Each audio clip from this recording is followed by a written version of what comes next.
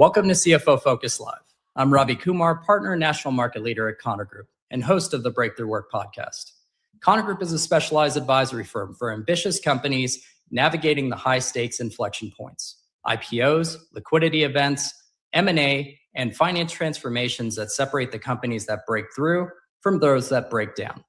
We've worked on 265 IPOs and with 3,000 plus clients, and we're a firm that's independently owned, which means we answer to one thing: results. Today, we've got three incredible guests, each at a different stage of their CFO journey, each with a story worth sharing. We've got Latha Vairavan, CFO of Arcutis Biotherapeutics, Adam Townsend, former CFO of Vizio, and Chithra Rajagopalan, head of finance at Obsidian Security. Welcome to each of you. Thank you for joining us on CFO Focus Live. I'd love for you each to introduce yourselves and share a little bit about your company, what you do, how many employees you have, and maybe a little bit extra about the company on your commercial journey. Maybe we'll start with you, Latha. Yeah, thank you for having me. My name is Latha Vairavan. I'm the CFO of Arcutis Biotherapeutics. I'm a new CFO. I'm coming up on my 1-year anniversary in about a month. I've been at Arcutis, though, for 6 years. I came to run FP&A, and I came from Amgen, where it's been about 12 years. And when I came to Arcutis, we were a startup. I want to say I was like employee 30, and now we have over 400 employees, and we're a commercial stage company. We have a non-steroidal topical called Zoryve in the market, then two presentations and different formulations, a cream and a foam, to treat psoriasis, seborrheic dermatitis, and atopic dermatitis.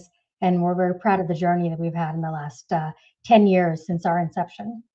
That's wonderful, Latha. We'll get into more of Arcutis' journey shortly. Adam, you want to go next? Yeah, great. Thank you, Ravi. Glad to be here with everybody. As Ravi mentioned, former CFO of Vizio. That came as a result of a sale to Walmart. I joined Vizio about 6 years ago, coming out of traditional media, where I was the CFO of Showtime Networks. Crossing over into the consumer electronics side, really with a focus on how do we expand audiences and drive engagement to drive our ad business that was really in the nascent stages when I joined the company. Took the company public in 21 and ran it as a public company for 4 years before engaging with Walmart. We recently closed the deal about 1.5 years ago with Walmart and spent the last year through that integration journey.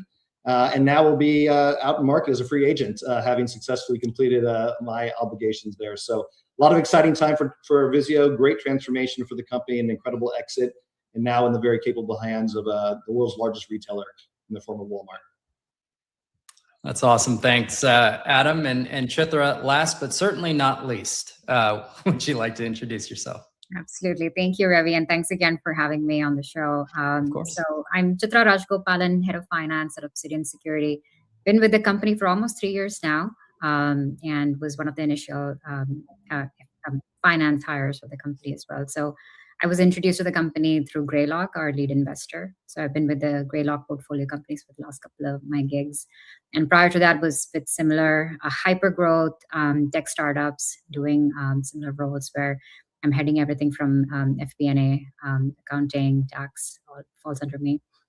And prior to that was with interim CFO services, specifically focused on hyper-growth venture-backed companies, and started my journey with Big Fours. So always been in love with startups and got addicted to the chaos, I guess.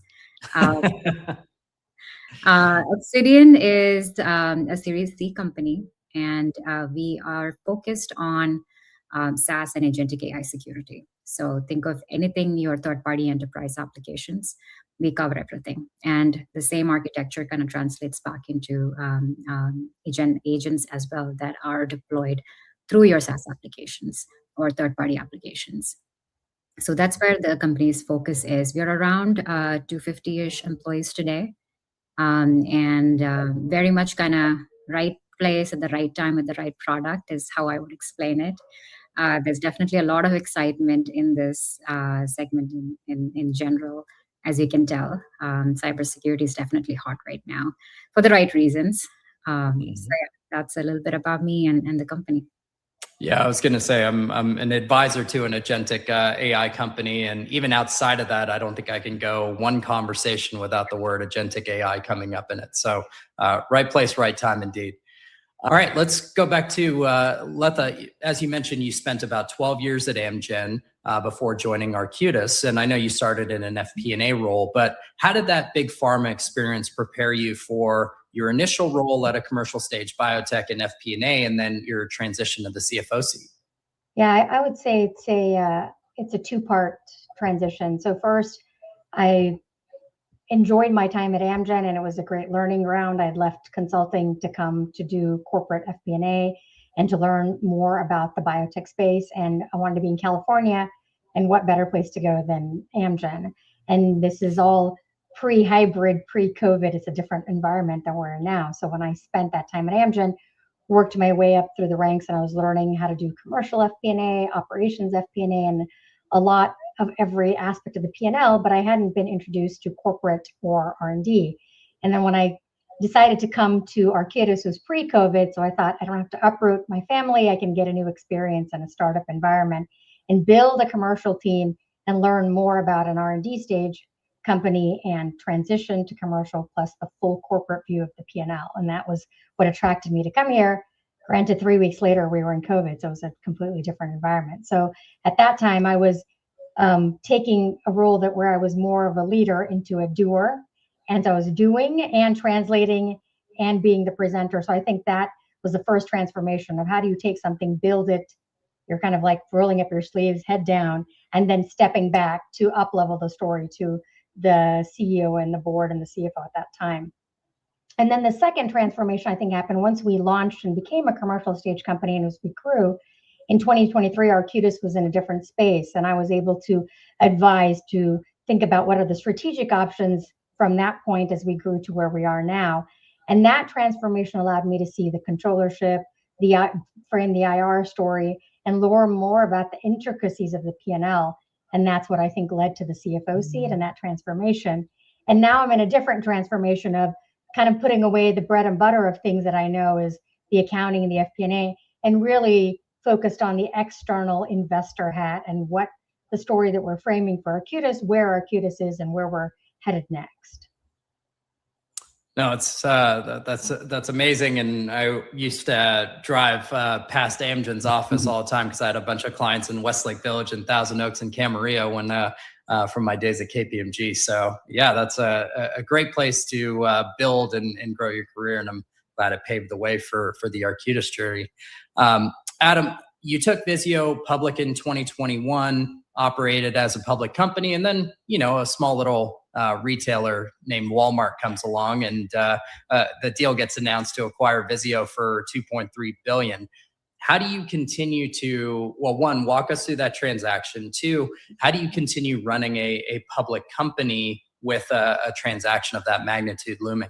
Yeah, look, it was a really interesting process. So Vizio being public for that 3 years or so leading up to the engagement, we really understood that it was becoming harder and harder to compete in the marketplace with much larger, much more well-capitalized companies doing a lot of the same things. So we're butting up against the likes of Amazon with the Amazon Fire TVs, with Samsung and what they were trying to do, with Roku and where they were in the US.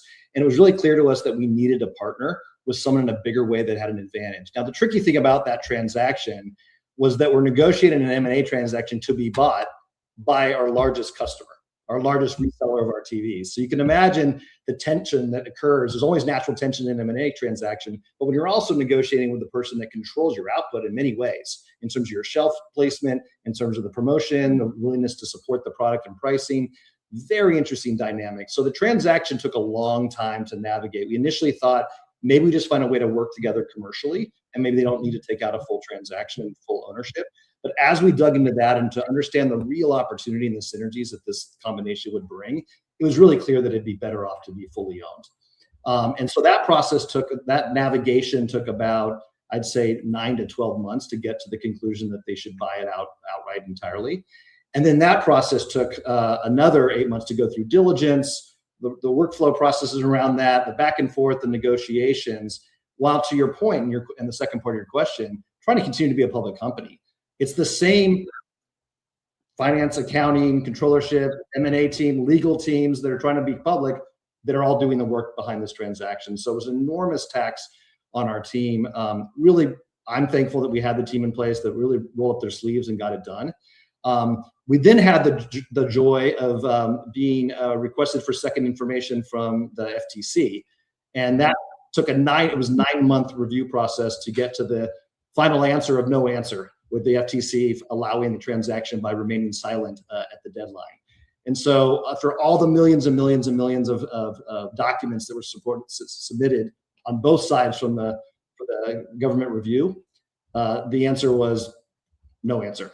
So the good news is we closed the deal, and that allowed us to sort of move into the next phase and figure out how to work together with Walmart. Trying to fit into the machinery of something the size of Walmart is really extraordinary. It's challenging. There's a lot of different agendas, as you can imagine, a lot of different people with opinions. As large as Vizio thought it was, we did about $2 billion in annual revenue. Walmart does that in about 23 hours. And so you can start to appreciate your significance or insignificance very quickly once you're inside the machinery of a company of that size. So it's been an extraordinary journey. Again, blessed with an incredible team that really sacrificed a lot to get this deal done. But it was the right thing for our shareholders, the right thing for our founder. It gave us an exit that will create the longevity and the ongoing opportunities for Vizio ahead. So pretty excited to be a part of that. Well, that's awesome. Yeah. Anytime you have that sort of dual track, you just need to clone everyone so that they can do their day jobs and all the other jobs required, right? Absolutely. Absolutely. The one gift that we were given is we decided to stop doing earnings calls during the process. And so those of you that are public, understand all the work that goes into the prep and the lead up to an earnings call. Taking that off our plate was a real gift. There you go. One side perk, right? Awesome. Well, Chithra, Obsidian just announced the industry's first end-to-end SaaS supply chain security solution and launched AI agent defense. I believe SaaS breaches are up about 300% year over year. And from a finance leader's perspective, how does that threat landscape turn into business opportunity? And tell us a little bit about the company's growth story there. Yeah, absolutely. Yeah, let me take a step back and kind of explain, like, what are people caring about today, right? So if you think about Obsidian's customer base, we have the largest companies in the world from every single vertical. So where we shine the most is F1000, G2000 companies who are working in highly regulated industries. Think about your FinServ, your healthcare, telecom, where there's a lot of restrictions, a lot of regulations. Think about highly sensitive data, high volumes of data. That's where we shine the most. Now, what is the issue or fundamental problem statement here? So now let's all think about our roles as CFOs and finance leaders. At a given point, we are accessing our ERP is connected to the CRM. It's connected to, let's say, a Slack or a Box or whatever that is, right? There are multiple applications that are talking to your core applications, whether it's Workday, whether it's Salesforce, whether it's Oracle, SAP. It is kind of like exchanging data at all times.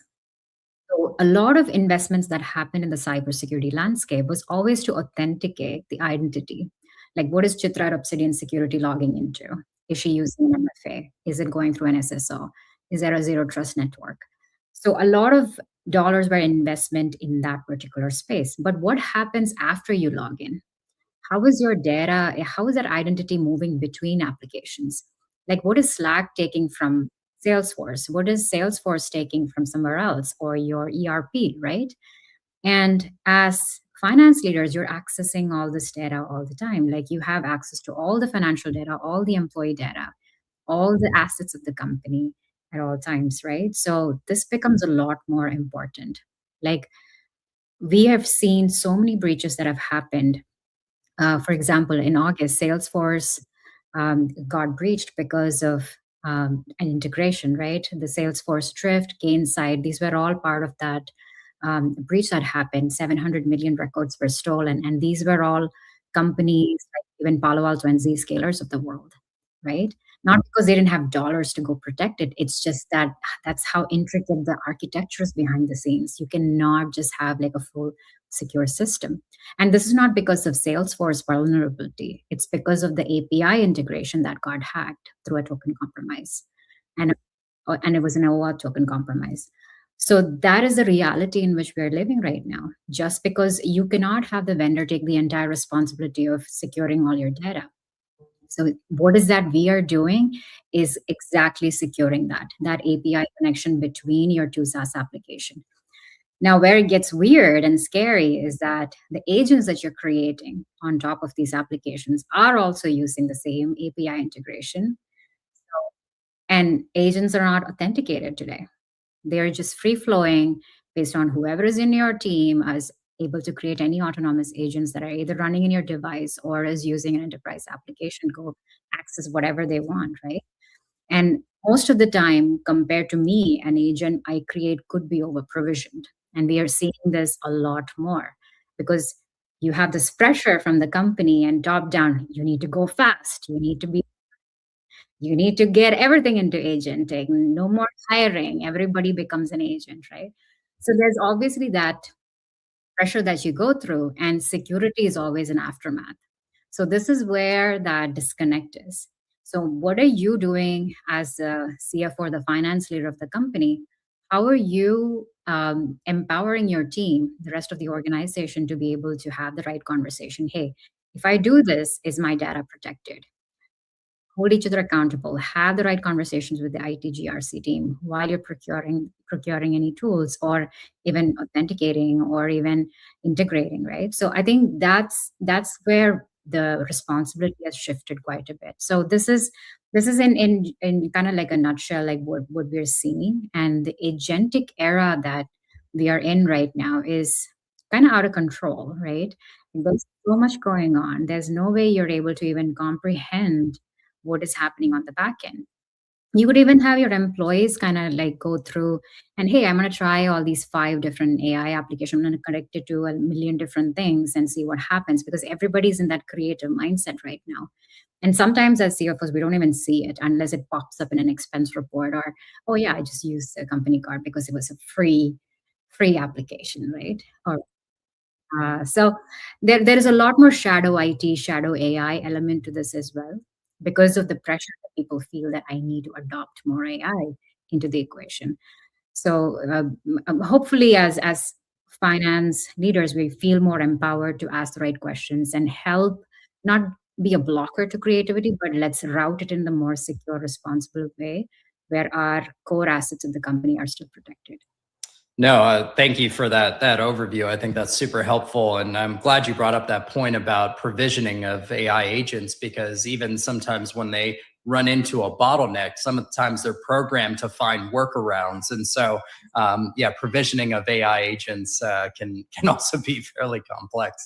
Absolutely. And I think there are a lot of companies out there that are just using an inventory, like, okay, I'm able to see what's going on from one side of the equation, but not so much on the SaaS side, right? Because the enterprise application is where all the agents are created in the first place. You need to see both sides of the coin to know what the vulnerability is.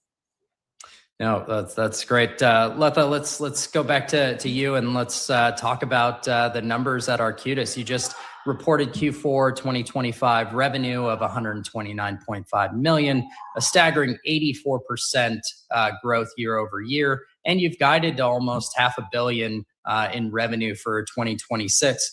Walk us through that growth story. What's working and how has that been received in terms of such exceptional year-over-year growth?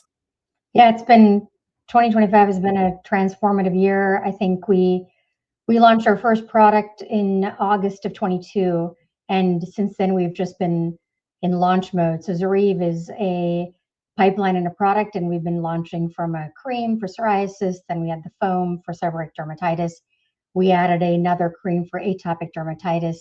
Then we expanded the foam's indication for scalp and body psoriasis, and then we've finally got approval for a cream for atopic dermatitis for 2 to 5-year-olds, and now we're eagerly waiting responses, readouts from our infant study, and for bringing the age down for treating psoriasis. So Zoryve has been now, kind of had this portfolio effect in the clinician space in dermatology to be able to think of as the treatment for immune-mediated skin diseases. So we're very proud of the achievements from starting out our preliminary earnings in the 2 million range to grow to put out a quarter of $129 million in Q4. And this is the first year that we've given guidance, the first time. I'm sure Adam can relate to as you go through the earnings cycle, and it becomes what questions are you answering? So we had an investor day at the end of October where we reaffirmed the strategy for Arcutis and what the outlook is for ZORYVE and our pipeline, and use that as a base to affirm our peak sales. And that's when we put out guidance, and we increased that guidance in the Q4 earnings call. So and though it's shy of $500 million, I want to be clear, we put out a range of $480 to $495 million of guidance. So it is the step up of really inflecting our growth and showing the potential of ZORYVE.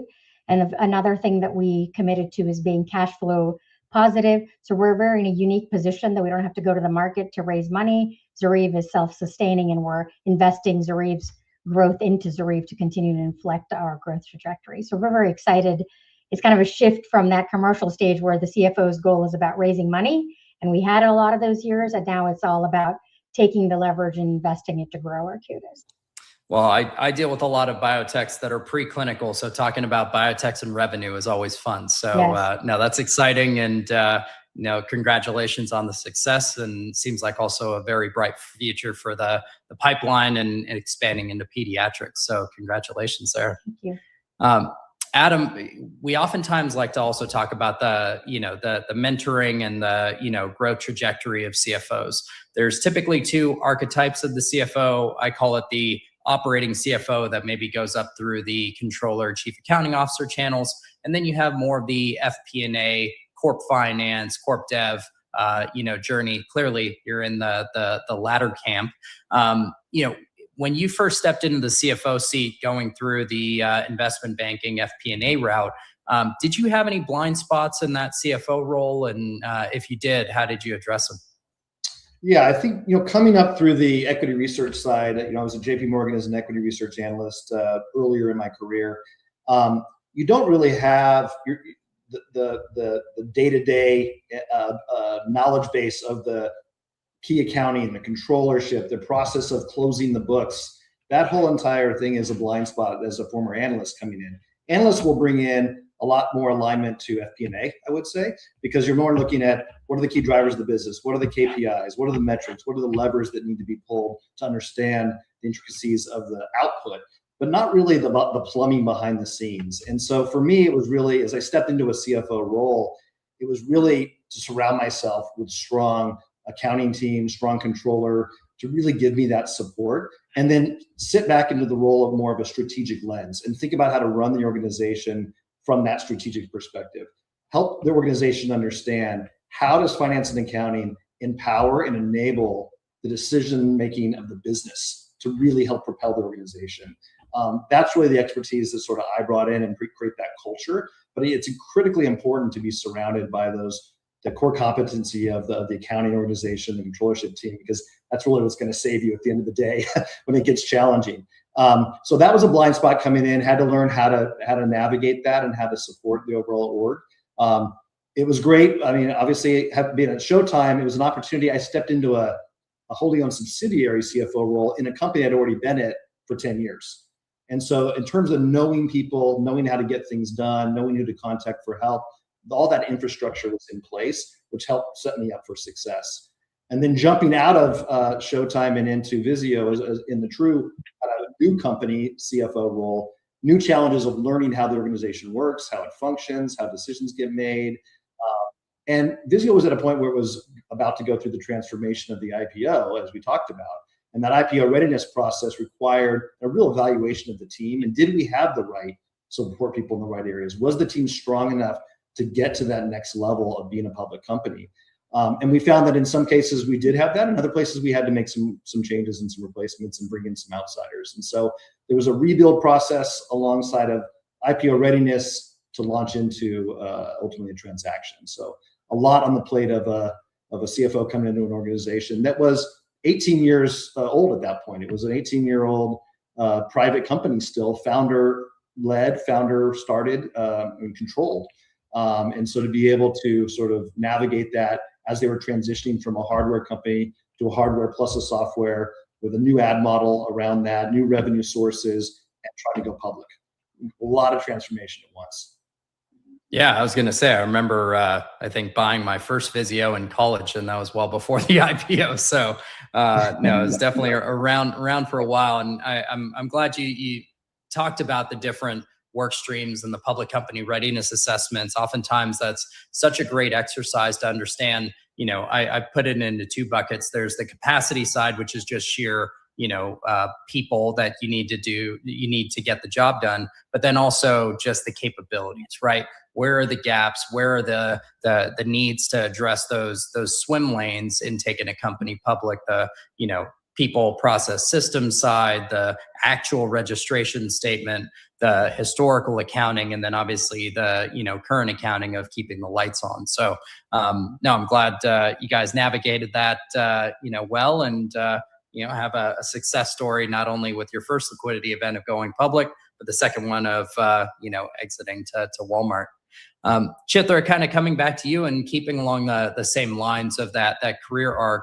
We both started our public accounting careers at the Big Four. We each spent some time at EY. How did that foundation shape the way that you think about finance leadership today, especially in the high-paced world of being a quote unquote startup and venture-backed company?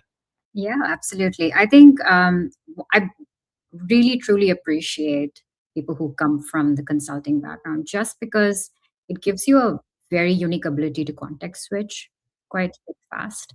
And when you're working with different kind of leaders, when you're working with different kind of industries and problem statements, it gives you a vast perspective of different approaches that you can take, or how you apply certain kind of judgment in different scenarios. So I think that has given a very, very good foundation. Now, why does it translate back into startups? Because nobody has time. You're like running 1,000,000 miles per hour while making high impact decisions every single day.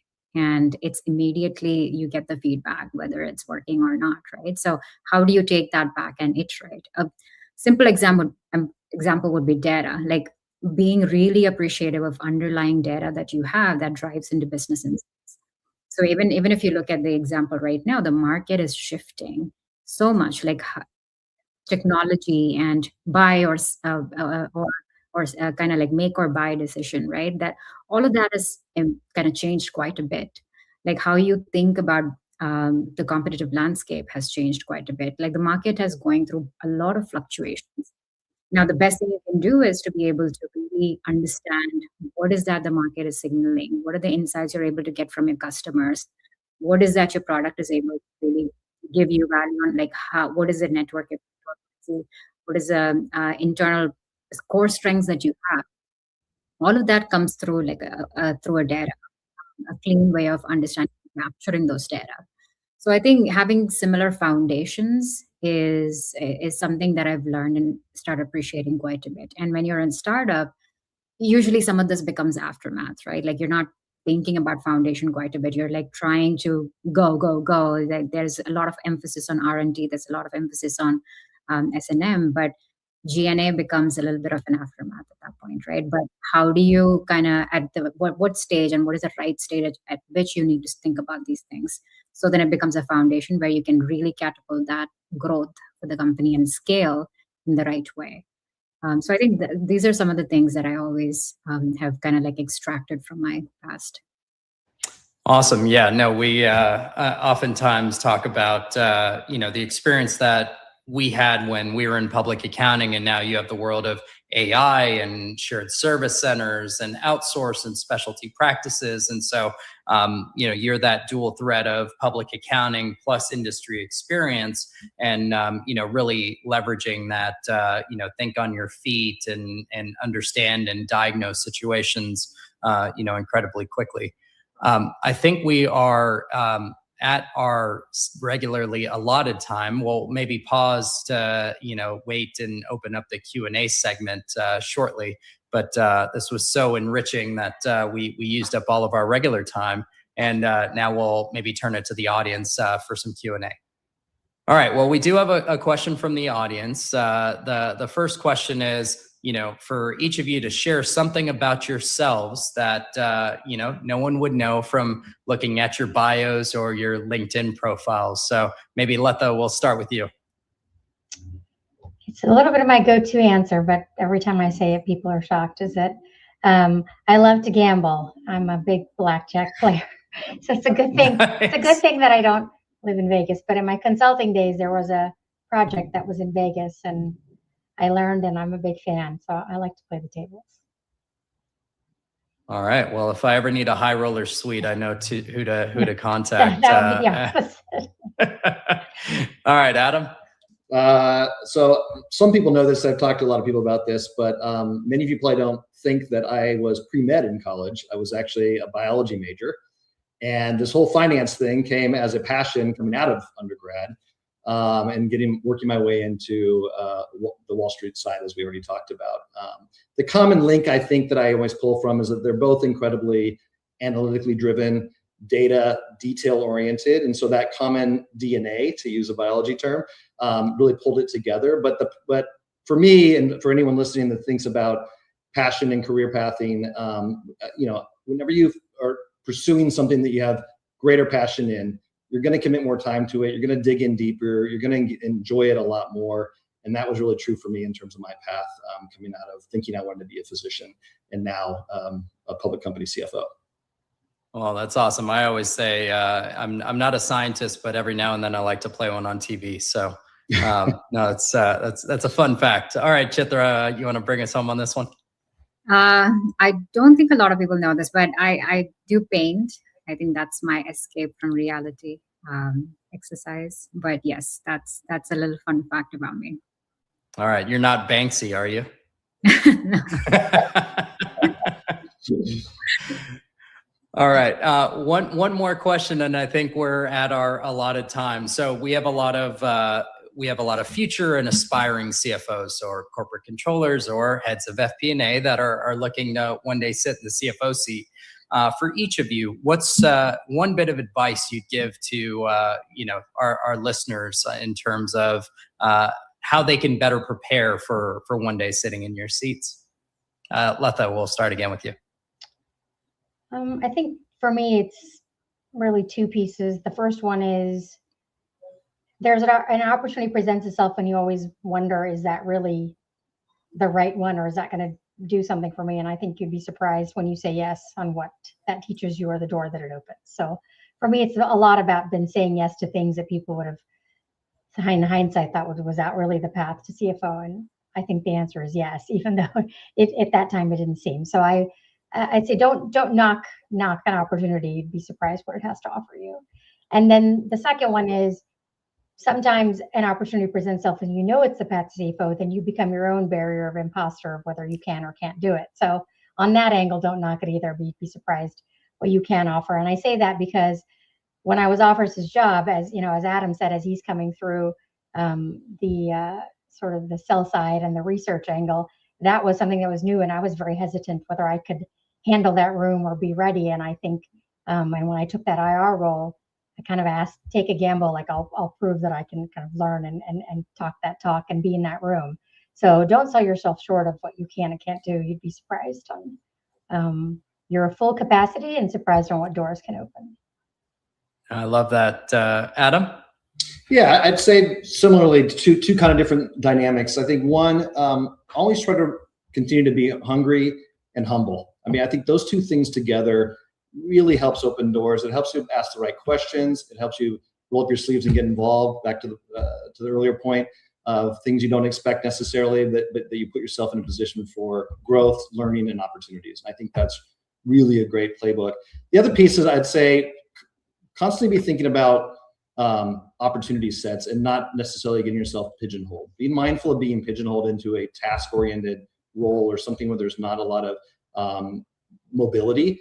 I think is really a critical piece. I think people get very tied into doing something a certain way in a role that they are in, but they don't understand that there's not a path out of that. And I think aligning yourself with strategic routes, thinking higher level, more strategic and less transactional, can serve you well if you want to get into a broader senior leadership role.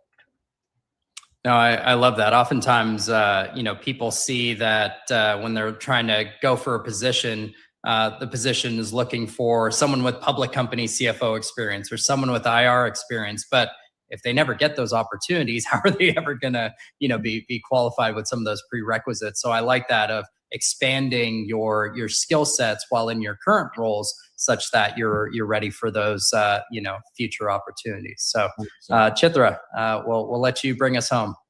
Yes. So for me, I think it's always be in tune with the business, right? Like really have an understanding on how the pieces move and really have an insight on that. And I think for me also, like I don't have a technical background and I've been in companies that are very tech heavy. So I'm never afraid to ask questions. I'm not technical, so I always, I'm always curious. I always sit in there as a student, surrounded by people who are more intelligent than me and learning from them. As a finance leader, I think it's very important to know how the pulse is for the business so that you can actually show up as a business partner. And I think that's very valuable, having that curiosity. I think, Adam, you mentioned that as well, right? So really be a student and really be humble during the process. And don't be afraid to ask questions. Even you're not a technical person, really, that'll really open up more understanding and insight towards how the business is flowing and make you a better partner to the rest of the executives. No, I love that. On one of the episodes of my podcast, the CFO actually said, take interest in other aspects of the business. Don't just, focus on your own little area, because then sometimes you miss the big picture. And as us as finance leaders, we need to know that we are G&A and the tail doesn't wag the dog. So I think that's sage advice, Chithra. So thank you. All right. Well, I think that brings us to the end of our time. I want to take one final moment to thank you, Latha, Adam, and Chithra, for sharing your experiences, sharing a little bit about your companies, and providing these great insights to our audience. So thank you so much for your time. Thank you. Thank you. Connor Group is built differently. We're a leading professional services firm with a rare blend of boutique size and legendary experience. Our partners roll up their sleeves and work directly on engagements.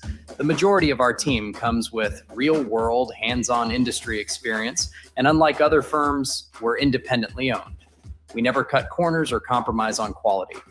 With customized solutions for AI automation, technology implementation, accounting advisory, financial close and reporting, transformation and risk, M&A transaction services, and IPO services, we help ambitious companies break through the barriers that get in their way.